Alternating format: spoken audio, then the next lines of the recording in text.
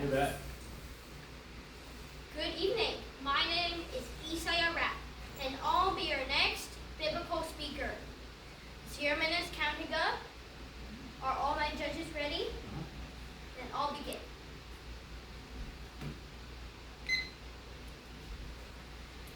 As you know, my name is Isaiah, but what you don't know is that my middle name is Samuel, which means to hear God. That made me wonder, what does it actually mean to live like Samuel? Because learning to hear God's voice might just change everything. Samuel was dedicated to the Lord by his mother Hannah and grew up in the temple of the Lord. As a young lad, Samuel heard and responded to God's voice. His spiritual sensitivity was a firm foundation for transformation.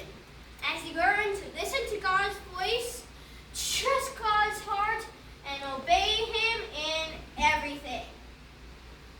Let's take a look at the first night Samuel heard a voice. 1 Samuel 3:1-21. Now the boy Samuel was ministering to the Lord in the presence of Eli, and the word of the Lord was rare in those days. There was no frequent vision. At that time, Eli, whose eyesight had begun to grow dim, so that he could not see, was lying down in his own place. The lamp of God had not yet gone out, and Samuel was lying down in the temple of the Lord where the ark of God was. And the Lord called Samuel, and he said, "Here I am," and ran to Eli and said, "Here I am, will you call me?" But he said, "I did not call, lie down again." So Samuel went and lay down. And the Lord called Samuel, "Samuel!" And Samuel rose and went to Eli and said, "Here I am, will you call me?" But he said, "I did not call, my son, lie down again." Now Samuel did not yet know the Lord, and the word of the Lord had not yet been revealed to him. And the Lord called Samuel again a third time, and he arose and went to Eli and said, "Here I am, will you call me?" Then Eli perceived that the Lord was calling the boy. Therefore Eli said to Samuel, "Go lie down, and if he calls you, you shall say, 'Speak, Lord, for your servant hears.'" So Samuel went and lay down in his place. And the Lord came and stood, calling as at other times, "Samuel, Samuel." And Samuel said, "Speak, for your servant hears." And the Lord said to Samuel, "Behold, I am about to do a thing in Israel, at which the ears of everyone who hears it will tingle. On that day I will fulfill against Eli all that I have spoken concerning his house from beginning to end. And I declare to him that I am about to punish his house forever for the iniquity that he knew, because his sons were blaspheming God, and he did not restrain them. Therefore I swear to the house of Eli that the iniquity of Eli's house shall not be atoned for by sacrifice or offering forever."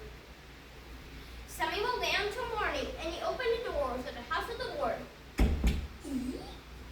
And Samuel was afraid to tell the vision to Eli. But Eli called Samuel and said, "Samuel, my son." And he said, "Here I am." And he said, "What was it that he told you? Do not hide it from me. May God do so to you, and more also if you hide anything from me of all that he told you." So Samuel told him everything and hid nothing from him. And he said, "It is the Lord. Let him do what seems good to him." And Samuel grew, and the Lord was with him, and let none of his words fall to the ground.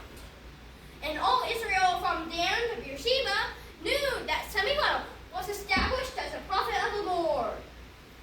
And the Lord appeared again at Shiloh, for the Lord revealed himself to to Samuel at Shiloh by the word of the Lord. That night, Samuel did not just hear God's voice, he responded, running to Eli right away. That willingness to act, even before he fully understood, marked his life. Hearing God changed everything. Because later he would have to learn to trust God's heart and obey no matter what. It is easy to hear a voice in the quiet, but obeying it is harder when it could cost you everything. A great test came when God called Samuel to confront his fear and anoint a new king while King Saul was still alive on the throne. 1 Samuel 16, 1-13. The Lord said to Samuel, "How long will you grieve over Saul, since I have rejected him from being king over Israel? Fill your home with oil and go. I will send you to Jesse the Bethlehemite, where I have provided for myself a king among his sons." And Samuel said, "How can I go? If Saul hears it, he will kill me." And the Lord said, "Take an heifer with you and say, I have come to sacrifice to the Lord. And invite Jesse to the sacrifice. And I will show you what you shall do. And you shall anoint for me him whom I declare to you." Samuel did what the Lord commanded and came to Bethlehem. The elders of the city came to meet him trembling and said, "Do you come peaceably?"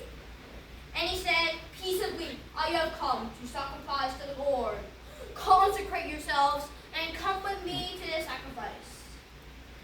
And he consecrated Jesse and his sons and invited them to the sacrifice. When they came, he looked on Eliab and thought, "Surely the Lord's anointed is before him." But the Lord said to Samuel, "Do not look on his appearance or on the height of his stature, because I have rejected him. For the Lord sees not as man sees. Man looks on the outward appearance, but the Lord looks on the heart." Then Jesse called Abinadab and made him pass before Samuel. And he said, "Neither has the Lord chosen this one." Then Jesse made Shammah pass by. And he said, "Neither has the Lord chosen this one." And Jesse made 7 of his sons pass before Samuel. And Samuel said to Jesse, "The Lord has not chosen these." Then Samuel said to Jesse, "Are all your sons here?" And he said, "Their man is yet the youngest, but behold, he's keeping a sheep." And Samuel said to Jesse, "Send and get him, but we will not sit down till he comes here." And they sent and brought him in. Now he was ruddy and had beautiful eyes and was handsome. And the Lord said, "Arise, anoint him, for this is he." So Samuel took the horn of oil and anointed him in the midst of his brothers. And the Spirit of the Lord rushed upon David from that day forward. And Samuel rose up and went to Ramah. Samuel listened to God's voice as a boy. He kept listening, even when it was hard, even when he was afraid that Saul could kill him. He trusted God's heart and obediently anointed David, a man after God's own heart, God's chosen king. That's the kind of life I want to live.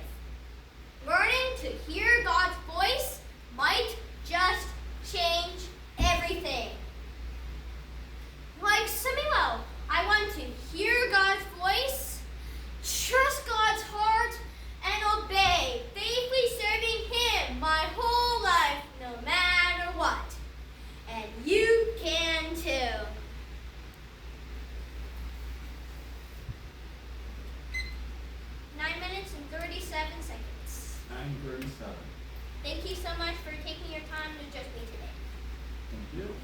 Thank you.